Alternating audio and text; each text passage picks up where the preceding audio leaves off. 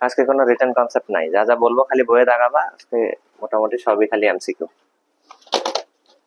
আচ্ছা, পৃষ্ঠা 337-এ দেখো স্নায়ুতন্ত্রের শ্রেণীবিন্যাস। তো স্নায়ুতন্ত্রের শ্রেণীবিন্যাসে এখানে আমরা দেখতে পাচ্ছি যে স্নায়ুতন্ত্রকে প্রথমে দুইটা অংশে ভাগ করা যায়। একটা হচ্ছে কেন্দ্রীয় আর একটা কি প্রান্তীয়। কেন্দ্রীয় স্নায়ুতন্ত্র মানে হচ্ছে আমাদের করটিকার ভিতরে যে মস্তিষ্ক আছে সেটা, আর মস্তিষ্ক থেকে উলম্বভাবে যেটা নিচে বিস্তৃত মানে সুষুম্নাকাণ্ড।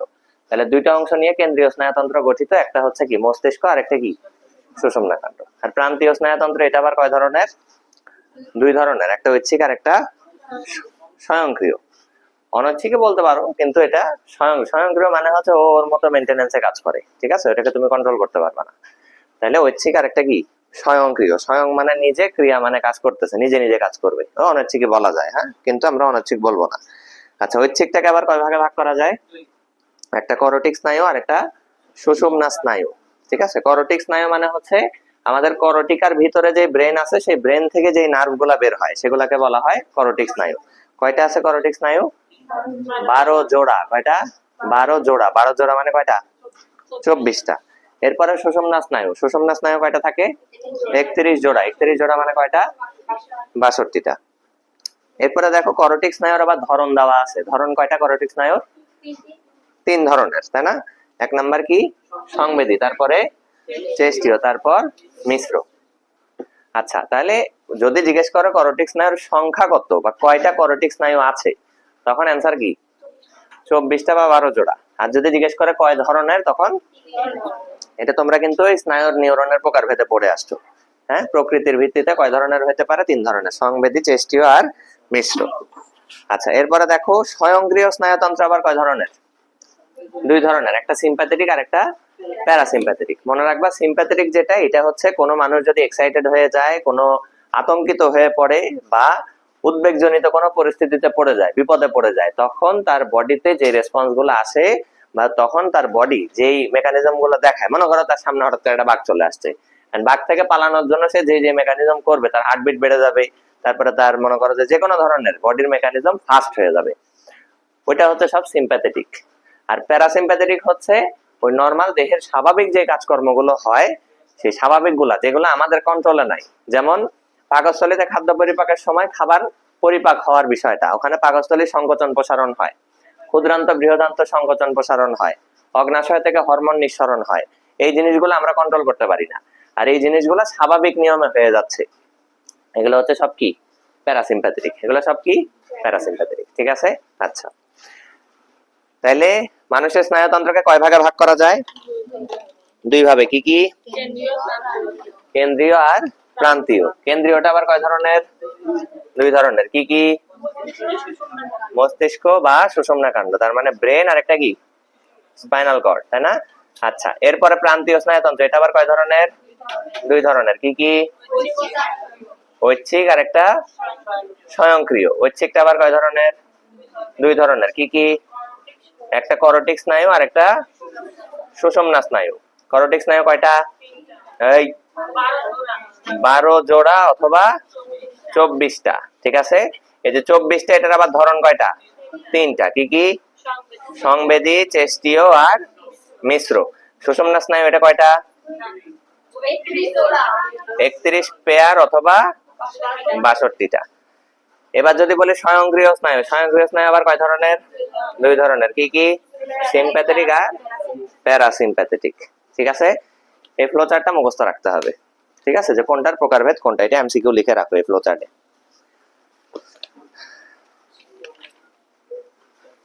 এরপরে হ্যাঁ হ্যাঁ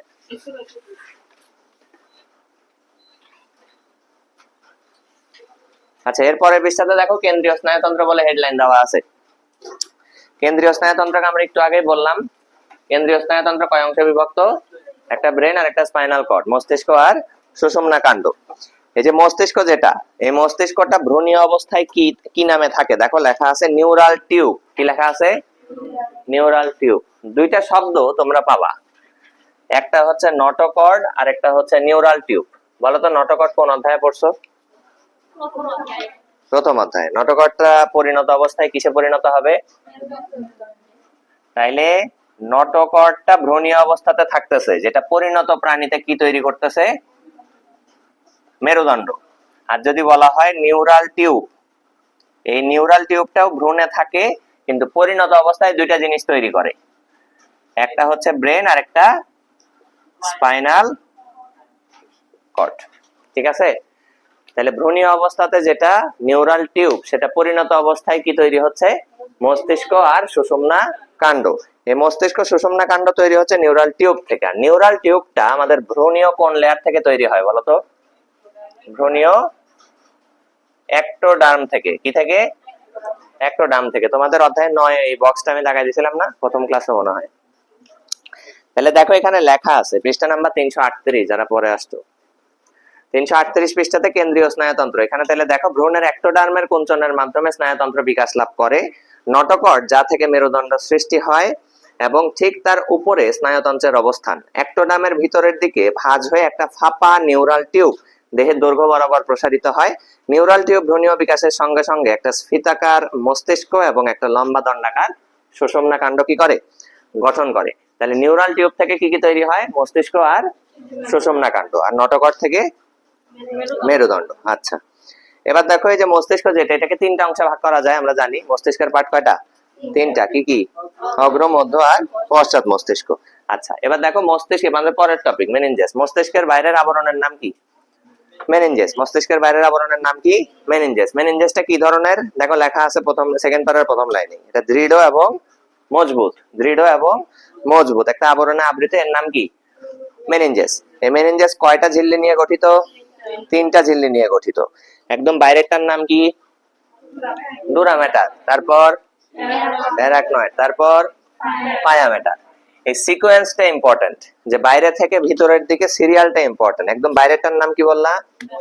ডুরা ম্যাটার, তারপরেরটা অ্যারাকনয়েড ম্যাটার, তারপর পায়া ম্যাটার। এখন ধরো এটা ব্রেন, এই ব্রেনের বাইরের আবরণের নাম আমরা কি পড়লাম? Dura matter. এই মেনিনজেস, ব্রেনের বাইরের আবরণের নাম মেনিনজেস। এই মেনিনজেসটাকে শুধু ব্রেনে থাকে না পুরো সুষুম্না কাণ্ড পর্যন্ত থাকে? সুষুম্না কাণ্ড পর্যন্ত থাকে। হ্যাঁ, কেন্দ্রীয় স্নায়ুতন্ত্রের বাইরের আবরণের নাম হচ্ছে কি? মেনিনজেস। ঠিক আছে, তাহলে আমি ধরে নিলাম এইটা হচ্ছে মেনিনজেস। এরপরে দেখো ওখানে লেখা আছে এই যে মেনিনজেস, যেটা এই মেনিনজেসটা মস্তিষ্কে দ্বিস্তরী কিন্তু সুষুম্না কাণ্ডে একস্তরী। এটা এমসিকিউ এর জন্য ইম্পর্টেন্ট। তাহলে মেনিনজেসের লেয়ার যেটা, সরি মেনিনজেস না, এটা ওই ডুরা ম্যাটারের। দেখো আমি যদি এখানে বলি একদম বাইরে থেকে আমি ভিতরে প্রবেশ করব, একদম বাইরে থেকে যদি আমি ভিতরে প্রবেশ করি, কয়টা লেয়ারে বিভক্ত বললাম মেনিনজেস? তিনটা। তাহলে একদম বাইরেরটার নাম কি? ডুরা ম্যাটার, তারপরেরটার নাম অ্যারাকনয়েড ম্যাটার, তারপরেরটার নাম পায়া ম্যাটার। ঠিক আছে, তাহলে সিরিয়ালটা মনে রাখতে হবে। এখন এই ডুরা ম্যাটারের প্যারার মধ্যে দেখো লেখা আছে যে ডুরা ম্যাটারটা মস্তিষ্কের ক্ষেত্রে দ্বিস্তরী, কিন্তু সুষুম্না কাণ্ডের ক্ষেত্রে কয় স্তরী? এক স্তরী। লেখা নাই? আছে। আচ্ছা, তাহলে ডুরা ম্যাটারে আরো কিছু লেখা আছে, দেখো একদম প্রথম লাইনে, যে এটা মেনিনজেসের একদম বাইরের স্তর। কোন স্তর? বাইরের স্তর। এখানে কি থাকে? শিরা থাকে আর সাইনাস থাকে। শিরা থাকে আর সাইনাস থাকে। তাহলে শিরা আর সাইনাস, শিরাতে কি পরিবাহিত হয় বলতো? কার্বন ডাই অক্সাইড যুক্ত রক্ত শিরা দিয়ে পরিবাহিত হয়। আর সাইনাসে কি থাকে? সাইনাস কি জিনিসটা? কি? ফাঁকা গহ্বর। সাইনাস মানে কি? একটা ফাঁকা গহ্বর। তাহলে ডুরা ম্যাটারের মধ্যে একটা সাইনাস থাকে, আর কি থাকে? শিরা থাকে। ডুরা ম্যাটার করটিকার সাথে ঘনিষ্ঠভাবে লেগে থাকে। মস্তিষ্কের ক্ষেত্রে ডুরা ম্যাটার দ্বিস্তরী, আর সুষুম্না কাণ্ডে কয় স্তরী? এর আগের লাইনটা কি বললো? ডুরা ম্যাটার কার সাথে ঘনিষ্ঠভাবে যুক্ত থাকে? করটিকার সাথে। করটিকা কি জিনিস?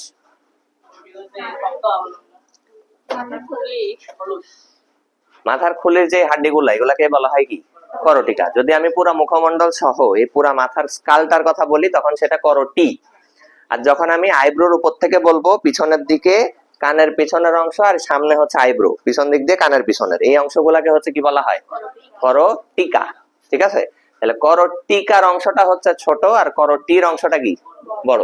তাহলে নাম যেটার ছোট, এরিয়া সেটার বড়। তাহলে করটি নাম ছোট কিন্তু পুরাটা, আর করটিকা ওর নামটা কি? বড়। যেহেতু ওর নাম বড়, সুতরাং ওর এরিয়া ছোট। ঠিক আছে, শুধুমাত্র উপরের অংশ। তাহলে করটিকা একটা জিনিস এখন এখানে খেয়াল করো, আমি যদি বলি ব্রেনের বাইরে, এটা হচ্ছে সেই করটিক্যাল লেয়ার, ঠিক আছে। এন্ড করটিক্যাল লেয়ারের সাথে এই যে তিনটা লেয়ার আছে না, এই যে তিনটা লেয়ার, এই তিন লেয়ারের মধ্যে কোনটা লেগে থাকবে? একদম বাইরেরটা। এই জন্য ডুরা ম্যাটারের ক্ষেত্রে কি বলা আছে, যে ডুরা ম্যাটারটা কার সাথে ঘনিষ্ঠভাবে অ্যাটাচ থাকে? করটিকার সাথে। তাহলে ডুরা ম্যাটার যদি করটিকার সাথে থাকে, বলতো ব্রেনের সাথে লেগে থাকবে ওই তিন লেয়ারের কোনটা? পায়া ম্যাটার। কারণ আমরা তিনটা লেয়ার এখানে দেখতে পাচ্ছি, এটা কিন্তু এমসিকিউতে আসে, এমসিকিউতে আসে, এটা যেন প্যাচ বাঁধে না, আবারও বলে দিচ্ছি। তাহলে ধরো এটা হচ্ছে মাঝখান মাথার স্কাল, খুলি, হাড্ডি, ঠিক আছে। আর এটা হচ্ছে পায়া ম্যাটার, এটা অ্যারাকনয়েড ম্যাটার, এটা হচ্ছে ডুরা ম্যাটার। তাহলে এমসিকিউতে যদি আসে যে মস্তিষ্কের সাথে সংযুক্ত থাকে কোনটি? পায়া ম্যাটার। করটির সাথে সংযুক্ত থাকে কোনটি? Dura matter. ঠিক আছে, ক্লিয়ার? ওকে। ডুরা ম্যাটার যেটাই, ডুরা ম্যাটারের সামনে পিছনে বা উপর নিচে দুইটা ফাঁকা জায়গা থাকে। ফাঁকা জায়গা দুইটাকে বলা হয় স্পেস, ডুরাল স্পেস। এন্ড ডুরাল স্পেসটা যদি এরকম হয় যে ডুরা ম্যাটারের বাইরের দিকে আছে, তখন সেটাকে বলা হয় কি? Epidural space. যদি সেটা ভিতরের দিকে থাকে বা নিচের দিকে থাকে, তখন সেটাকে বলা হয় কি? Subdural space. সাব মানে হচ্ছে কি? সবসময় নিচে। তাহলে দেখো একটা জিনিস খেয়াল করো, আমি এখানে আঁকলাম একদম বাইরের, এটা হচ্ছে ডি। আচ্ছা, এই সিকোয়েন্সটা মনে রাখবা ড্যাপ দিয়ে, ড্যাপ, বাইরে থেকে ভিতরে ড্যাপ, ঠিক আছে। ডুরা, অ্যারাকনয়েড আর পায়া। এখন মনে করো এটা হচ্ছে সেই ডুরা ম্যাটার, এই ডুরা ম্যাটারের বাইরের দিকের ফাঁকা স্থান, তখন সেটার নাম আমি কি বলতেছি? Epidural space. এটা নিচের ফাঁকা স্থান, তখন নাম বলতেছি কি? Subdural space. এখন যদি আমি অ্যারাকনয়েডের নিচেরটা বলি, তখন কি নাম হয়ে যাবে? সাব অ্যারাকনয়েড হয়ে যাবে তখন নাম, ঠিক আছে, সাব অ্যারাকনয়েড। আর যদি পায়া ম্যাটারের নিচে বলি, তখন সাব পায়া। সাব পায়া ম্যাটার তো আমার বলার দরকার নাই, ঠিক আছে। সাব পায়াল স্পেস, কিন্তু এরকম স্পেস বলে কোনো স্পেস নাই, ঠিক আছে। ওটা জাস্ট তোমাদের বুঝাইলাম যে সাব মানে নিচে, আর এপি মানে বাইরের দিকে বা উপরের দিকে, ঠিক আছে। তাহলে যখনই আমার কোনো কিছুর নামের শেষ এই শুরুতে হয় সাব লেখা থাকবে বা এপি লেখা থাকবে, আমি শব্দটা দেখে বুঝবো সেটা নিচে না উপরে। যদি সাব থাকে সেটা নিচে, এপি থাকলে উপরে। তাহলে যখনই তোমাকে বলা থাকবে সাব অ্যারাকনয়েড স্পেস, তাহলে এটা কোথায় অবস্থিত? অ্যারাকনয়েড ম্যাটারের নিচে অবস্থিত। সাব অ্যারাকনয়েড, অ্যারাকনয়েডের আগে লেখা আছে সাব, তার মানে অ্যারাকনয়েডের নিচে, ঠিক আছে। ওকে, এরপরে দেখো অ্যারাকনয়েড ম্যাটারের ক্ষেত্রে দেওয়া আছে এটা মধ্যবর্তী ঝিল্লি। এরপরে এদের সাব অ্যারাকনয়েড স্পেস বলা হয়, যে দেখো এই সাব অ্যারাকনয়েড স্পেস এটা কোথায় থাকে? অ্যারাকনয়েড ম্যাটারের নিচে থাকবে। আচ্ছা, তরল পদার্থ দ্বারা এটা পূর্ণ থাকে, ঠিক আছে, আর কিছু এখান থেকে লাগতেছে না। এরপরে পায়া ম্যাটার দেখো, এটা মেনিনজাসের ভিতরের ঝিল্লি এবং মস্তিষ্ক ও সুষুম্না কাণ্ডের বহির্তলের সাথে ঘনিষ্ঠভাবে লেগে থাকে। তাহলে ওই যে একটু আগে যে কথাটা বললাম, যে পায়া ম্যাটার যেটা একদম ভিতরের লেয়ার, যেটা এটা কার সাথে ঘনিষ্ঠভাবে লেগে থাকবে? মস্তিষ্কের সাথে, আর এই যে নিচের দিকে এসে এই সুষুম্না কাণ্ডের সাথে, ঠিক আছে। এমসিকিউ ক্লিয়ার তো? এগুলো কনসেপ্ট টোটালি এমসিকিউ তেই আসবে, বাইরে আসার কথা না। মেনিনজাসের কাজ দেখো, মেনিনজাসের কাজে দেখো কি বলা আছে, যে এটা যান্ত্রিক আঘাত থেকে রক্ষা করতে পারে, এটা পুষ্টি পদার্থ সরবরাহ করতে পারে, সেরিব্রোস্পাইনাল ফ্লুইড ক্ষরণ করতে পারে এবং কেন্দ্রীয় স্নায়ুতন্ত্রকে জীবাণু সংক্রমণ থেকে রক্ষা করতে পারে। এই চারটা কাজ মুখস্থ করে রাখবা, ঠিক আছে। এটা খ নাম্বারেও আসতে পারে, তবে এমসিকিউ এর জন্য পড়বে মেইনলি। এবার আসো মেনিনজাইটিস। মেনিনজাইটিস জিনিসটা কি? যে কোনো কিছু শব্দের শেষে যদি আইটিস যুক্ত হয়, তখন আমরা সেটাকে কি বলি? প্রদাহ বলি, তাই না? তাহলে মেনিনজাসের প্রদাহ, সেটাকে কি বলবো? মেনিনজাইটিস। তাহলে সংজ্ঞা দেখো দেওয়া আছে, যে মেনিনজাইটিস হচ্ছে বিভিন্ন কারণে মেনিনজাসের কি? প্রদাহ সৃষ্টি হওয়া। এখন তুমি একটা কমন জিনিস ভাবো, যে মেনিনজাস মানে হচ্ছে মস্তিষ্কের আবরণ। মস্তিষ্কের আবরণে যদি কোনো ধরনের কোনো ইনফ্লামেশন, ইনফেকশন হয়, তাহলে এটা মস্তিষ্কের কাছাকাছি একটা জায়গাতে সমস্যা তৈরি হইলো। যেহেতু মস্তিষ্ক মাথায় অবস্থিত, প্রথম লক্ষণ তার হইতে পারে কি? মাথা ব্যথা হবে।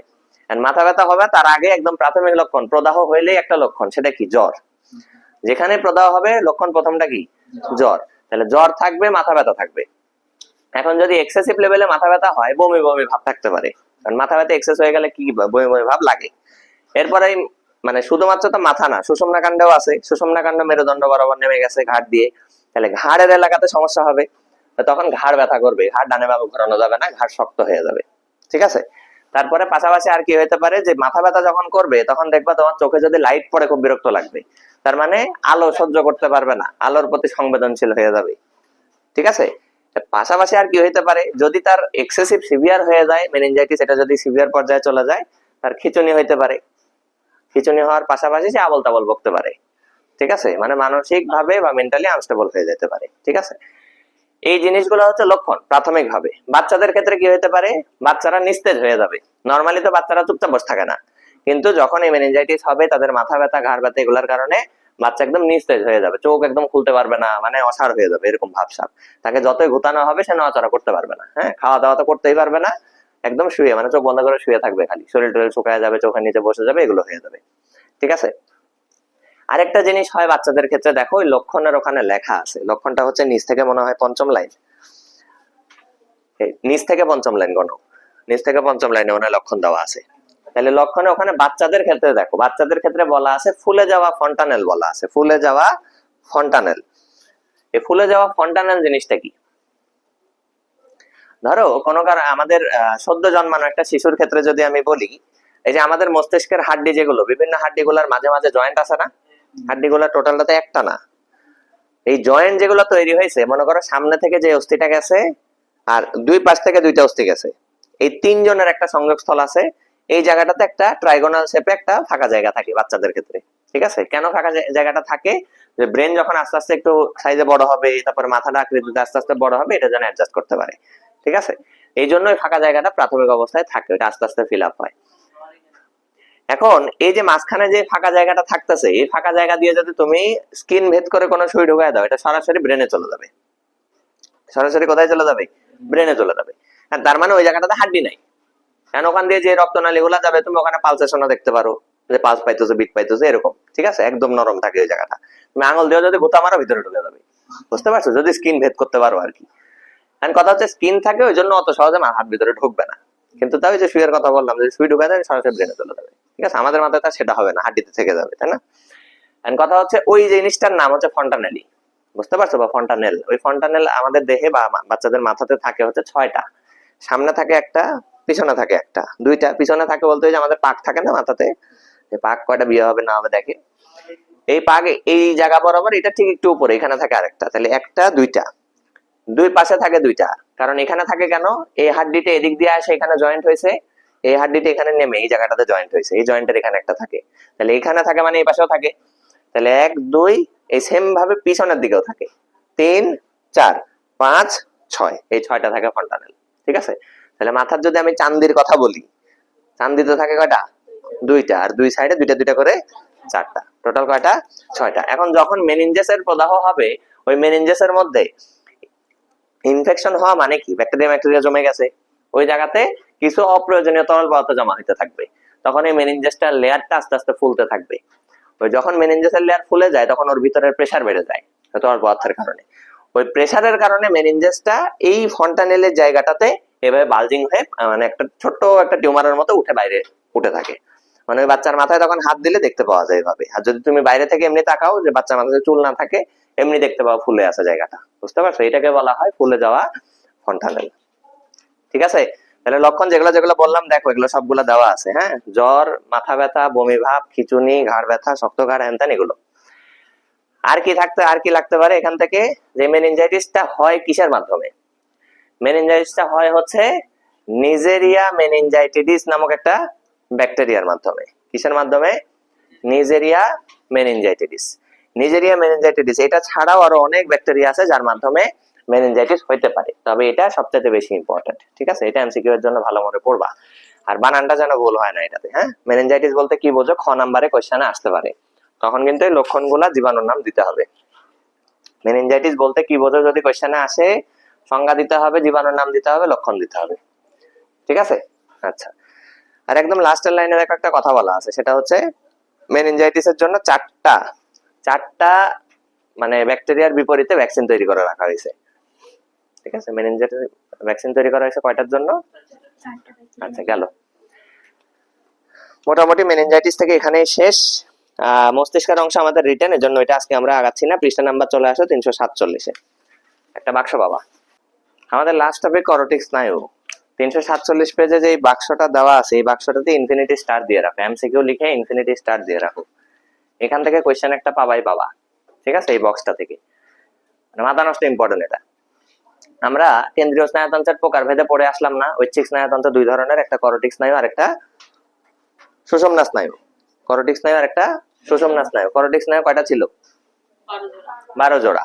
বা 24টা, ওই 12 জনের নাম আমাদের এখানে এখন পড়তে হবে। ঠিক আছে, দেখো 12টার নাম দেওয়া আছে, তার মানে প্রত্যেকটা কয়টা কয়টা করে, দুইটা দুইটা করে, টোটাল 24টা।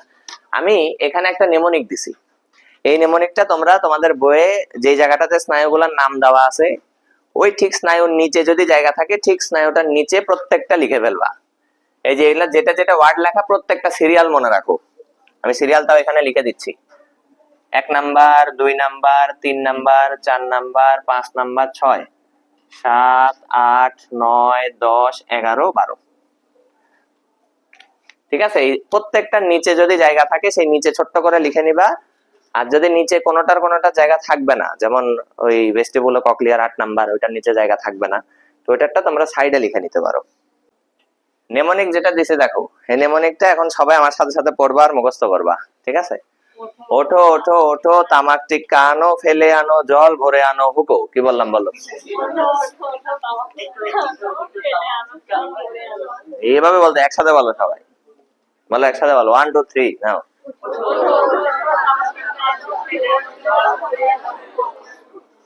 এটা মুখস্থ করলে সুবিধা কি?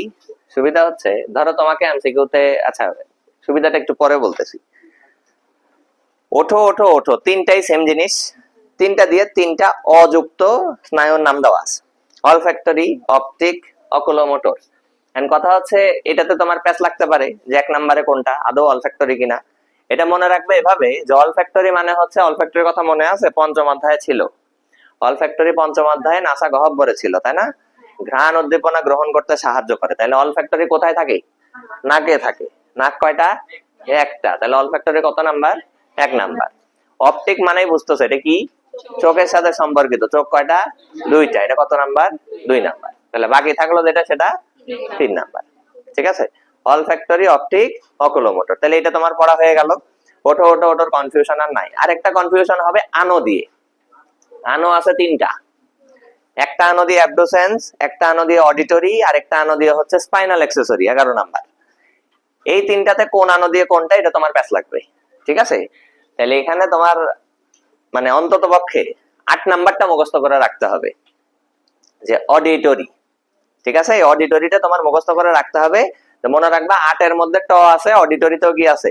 ট আছে। ঠিক আছে, তাহলে 8 অডিটরি। 8 নাম্বারটা তুমি মনে রাখলে, এখন মনে রাখবো ওর নিচেরটা বড় নাম, উপরেরটা ছোট নাম, অ্যাবডুসেন্স। আর ওইটাতে আমি মনে রাখছিলাম এভাবে যে অ্যাবডুসেন্স, অ্যাবডু 6, বুঝতে পারছো? অ্যাবডুসেন্স, অ্যাবডু 6, ওই 6 নাম্বার এভাবে মনে রাখছিলাম। তাহলে 6 নাম্বারটা কি? অ্যাবডুসেন্স। আর তারপরেরটা হচ্ছে স্পাইনাল অ্যাক্সেসরি। আমরা স্পাই দিয়ে কিন্তু কিছু বলি নাই, আমরা অ্যাক্সেসরিটা আনো দিয়ে মনে রাখছি। ঠিক আছে, আচ্ছা এখন এখান থেকে তোমাদের কোশ্চেন কি কি আসতে পারে দেখো, ওই বক্সের মধ্যে দেওয়া আছে, একদম উপরে হেডলাইন দেখো, স্নায়ুর নাম দেওয়া আছে, প্রকৃতি দেওয়া আছে, উৎস দেওয়া আছে, কাজ দেওয়া আছে। তোমাদের পড়তে হবে কি কি? প্রথম কাজ ক্রমিক নাম্বার পড়তে হবে, কোনটা কত নাম্বার স্নায়ু। 2 নাম্বার স্নায়ুর নাম পড়তে হবে। 3 নাম্বার উৎস পড়তে হবে। এরপরে পড়তে হবে কি? কাজ। কাজ আর প্রকৃতি, এই দুইটা, কাজ আর প্রকৃতি। এন্ড প্রকৃতি গুলা দেখো এক একটাতে এক এক রকম ভাবে নাম দেওয়া আছে, সংবেদী, চেষ্টীয়, মিশ্র। এটা মুখস্থ করা একটু টাফ, এই জন্য আমরা এটা একটা নেমোনিকার মাধ্যমে মুখস্থ করব। দেখো আমার বইয়ে আমি এই যে নিচে লিখে রাখছি এই জায়গাগুলোতে, এই যে এখানে 1 2 8 হ্যান ত্যান এভাবে করে আমি লিখে রাখছি। তোমরা তোমার বইয়ের নিচে জায়গা আছে, উপরে জায়গা আছে, সাইডে জায়গা আছে, যেখানে পারবা সেখানে লিখে নিবা। স্টিকি নোট থাকলে স্টিকি নোটে লিখে নিবা যদি বাজেট থাকে। ঠিক আছে, দেখো 1 2 8 এটা হচ্ছে সংবেদী। এটা কি? সংবেদী। এখন বলো তো সংবেদী মানে কি বলছিলাম? ইংলিশ না হয়ে গেল। কাজ কি? সংবেদী মানে কি? মস্তিষ্কে নিয়ে যায় না নিয়ে আসে? মস্তিষ্কে নিয়ে যায়। সংবেদী মস্তিষ্কে নিয়ে যায়, হচ্ছে সংজ্ঞাবাহী। আর আজ্ঞাবহ হচ্ছে চেষ্টীয়, সে মস্তিষ্ক থেকে বের করে নিয়ে আসবে। তাহলে সংবেদী কত কত? 1 2 8। 1 হচ্ছে অলফ্যাক্টরি, নাক। 2 নাম্বার, 2টা চোখ, অপটিক। 8 নাম্বার ওই যে বলছিলাম 8 আর অডিটরি, তার মানে চোখে দেখতে, নাকে গন্ধ নিতে, কানে শুনতে, এটা হচ্ছে তিনটাই হচ্ছে কি? সংবেদী। ঠিক আছে, 1 2 8। এরপর 3 4 6 11 12 এটা হচ্ছে চেষ্টীয়। এটা কি? চেষ্টীয় বা আজ্ঞাবহ। কত কত আজ্ঞাবহ বললাম? 3 4 6 11 12। এরপরে বাকি থাকে কত? 5 7 9 10। এটা হচ্ছে তাহলে কি হবে বলতো? মিশ্র। এখন তুমি বলতে পারো যে 5 নাম্বারে তো সংবেদী দেখতে পাইতেছি আমি, দেখো প্রকৃতিতে 5 নম্বরেও সংবেদী দেওয়া আছে, কিন্তু সংবেদী কারা হবে? যাদের মধ্যে অন্য কোন ধরনের ব্রাঞ্চ থাকবে না। কিন্তু 5 নম্বরে দেখো সংবেদীর সাথে আবার একটা মিশ্র ব্রাঞ্চ আছে, তার মানে ও পিওরলি সংবেদী না, ঠিক আছে, এজন্য ও মিশ্রতে। আবার চেষ্টীয় যারা, তাদের মধ্যে দেখো চেষ্টীয় ছাড়া আর কিছু নাই, ওই জন্য তারা কিসে? চেষ্টীয়তে। বুঝতে পারছো? তাহলে কত কত বললাম সংবেদী, বলো দেখি।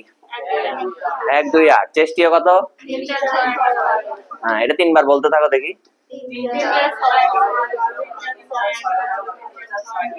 হ্যাঁ, এই যে 3 4 6 11 12, এটা তাহলে কি কি দাঁড়াইলো? চেষ্টীয়। আর বাকি থাকলো কত? কি? 5 7 9 10। এটা কি মনে থাকবে তো? ঠিক আছে, এটা লিখে নাও, বইয়ে লেখো, খাতায় লেখো, স্টিকি নোটে লেখো, যার যেখানে বাজেট হয়েছে লেখা। এবার আসো উৎস। দেখো আমরা বললাম এটা হচ্ছে করোটিক স্নায়ু। হ্যাঁ, করোটিক স্নায়ু মানে হচ্ছে এটা কি মস্তিষ্ক থেকে আসে। মস্তিষ্কের পার্ট কয়টা? 3টা। মস্তিষ্কের পার্ট হচ্ছে 3টা। যেহেতু 3টা মস্তিষ্কের পার্ট, 3টা পার্ট থেকে এই স্নায়ুগুলো আসবে। আর আমি যেভাবে মনে রাখছিলাম ওইভাবে আমার সাথে সাথে আমি বলবো, আমার সাথে সাথে তোমরা বলবা। আগে আমি বুঝাই দিই পুরাটা কই কই থেকে আসছে। দেখো প্রথম 2টা অগ্র মস্তিষ্ক থেকে, তারপরে 2টা মধ্য মস্তিষ্ক থেকে, এরপরে সবগুলোই হচ্ছে তোমার পশ্চাৎ মস্তিষ্ক থেকে, পন্স মেডুলা এগুলো থেকে। ঠিক আছে, তাহলে আমি যা যা বলতেছি রিপিট করো। অগ্র অগ্র, মধ্য মধ্য, ponds ponds medulla, ponds medulla, ponds medulla, medulla medulla, medulla medulla. আসতে এই সুরই মনে থাকবে, বুঝতে পারছো? তাহলে প্রথম 2টা কি কি বললাম? এই শুধু এটা বলে থেমে গেলাম আমি। অগ্র অগ্র, মধ্য মধ্য, পন্স। পন্স দিয়ে ব্রেক দিতে হবে।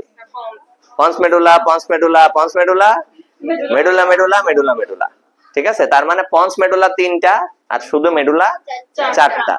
ঠিক আছে, এন্ড মস্তিষ্কের কোন পার্ট থেকে না পার্ট থেকে ওগুলো আমরা ভিতরে পরে পড়বো, আপাতত এতটুকু বেসিক মনে রাখো। তাহলে এখন বলো দেখি 3 নাম্বার স্নায়ু কই থেকে আসে? মধ্য মস্তিষ্ক থেকে। ধরো তুমি এটা ভুলে গেছো, এই সুর মনে করবা। অগ্র অগ্র, মধ্য মধ্য, এই যে মধ্য 3-এ চলে আসছে। ধরো 9 নাম্বারটা কই থেকে আসছে? অগ্র অগ্র, মধ্য মধ্য, ponds. Ponds medulla, ponds medulla, ponds medulla, medulla. ঠিক আছে, চলে আসছে। এইভাবে করে চলে, এই সুর মনে রাখলে এটা বেড়ে আসবে। এখন পরীক্ষা আবার জোরে জোরে বললো না, তাহলেই হবে। তাহলে কি কি বললাম? উৎসগুলো মনে রাখতে হবে এইভাবেই। ঠিক আছে, এই সুর কবিতা দিয়ে। আচ্ছা, এবার আসো কাজ। কাজ আমরা কিভাবে মনে রাখবো? মনে রাখার জন্য কিছু ক্ষেত্রে আমাদের বেসিক অ্যাপ্লাই করতে হবে, আর কিছু ক্ষেত্রে সুর কবিতা নেমনিকের আশ্রয় নিতে হবে। ঠিক আছে, তো দেখো প্রথম যেটা 1 নাম্বার বলছিলাম নাক। তাহলে নাকের কাজ হচ্ছে ঘ্রাণ নেওয়া। তাহলে ঘ্রাণ নিতে সাহায্য করা যে স্নায়ু, ওর নাম হচ্ছে অলফ্যাক্টরি। তাহলে ওর কাজ হচ্ছে ঘ্রাণ উদ্দীপনা গ্রহণ করা। গ্রহণ করে কোথায় পাঠাবে? মস্তিষ্কে পাঠাবে। ঠিক আছে, মস্তিষ্কে পাঠাবে নাকি নিয়ে আসবে, এটা তুমি বুঝবা কিভাবে? সে সংবেদী নাকি চেষ্টীয় সেটা দেখে। ঠিক আছে, এখন 1 নাম্বারটা সংবেদী না চেষ্টীয়?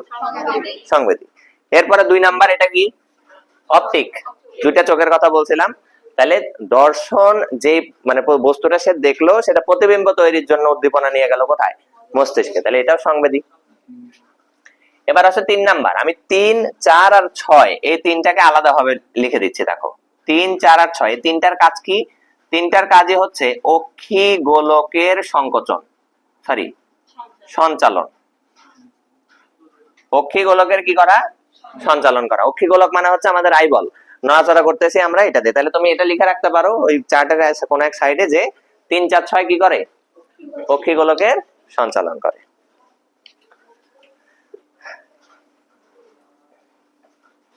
তাহলে আমার কোনটা কোনটা শেষ হয়ে গেল? দেখো তো, ওঠো শেষ, ওঠো শেষ, ওঠো শেষ, তামাক শেষ। এই তামাক দিয়ে মনে রাখবো কি? তামাক দিয়ে কি মনে রাখবো? ট্রক্লিয়ার। আর ট্রাইজেমিনাল মনে রাখবো টিক্কা দিয়ে।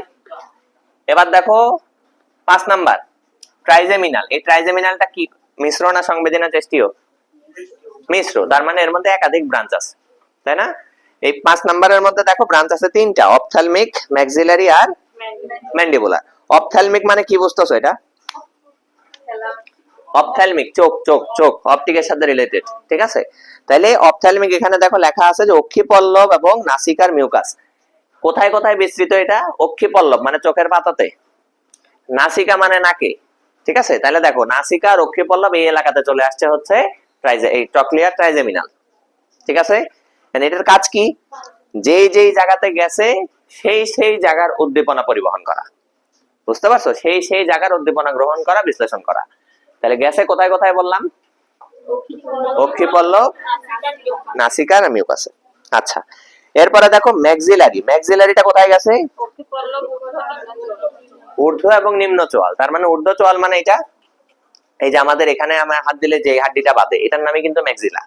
ঠিক আছে, তাহলে ম্যাক্সিলাতে যে নার্ভটা আসে সেই নার্ভের ব্রাঞ্চের নাম কি? ম্যাক্সিলারি। তাহলে ঊর্ধ্ব চোয়ালে আসে, নিম্ন চোয়ালে আসে, আবার অক্ষি পল্লবেও এটা আসতেছে। ঠিক আছে, এরপর আছে কি? ম্যান্ডিবুলার। ম্যান্ডিবুলারটা কোথায় আসে? মুখবিবরের অঙ্কীয় দেশের পেশিতে। ঠিক আছে, তাহলে এই যে হ্যাঁ, এটা মুখবিবরের ভিতরের ভিতরের ঠিক আছে পেশি যেগুলো আছে। এখন কথা হচ্ছে তাহলে যেখানে যেখানে এটা আসলো সেখানে সেখানের উদ্দীপনা গ্রহণ করাই হচ্ছে স্নায়ুর কি কাজ।